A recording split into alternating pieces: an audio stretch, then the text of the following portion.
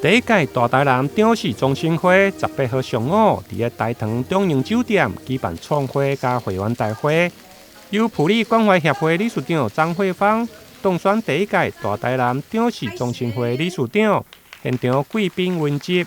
大台南的张氏中心会终于成立了。听说在之前呢，经过了好多年呢，10几年都一直没有办法把这个张氏中心呢成立起来。那我们知道大台南地区呢，新张人也很多啊，我们都私下有联谊。可是呢，今天呢，借着我呢，比较这个。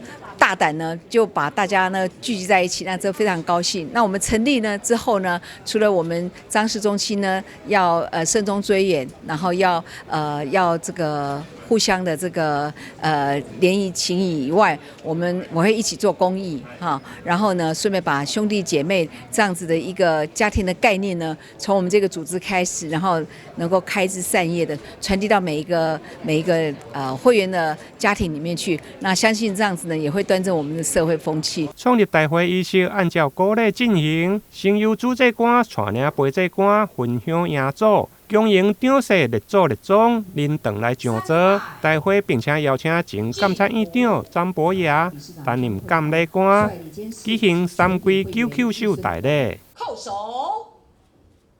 再叩首，3叩首，心。现场出席的包括前监察院长张博雅、副市长戴谦，加侪位的民意代表、贵宾。台湾长视总会加各地中心会嘛拢到场，现场并且由总会理事长张启祥亲自来受证，并颁发创会奖金，场面热闹。台南新闻英根采访报道。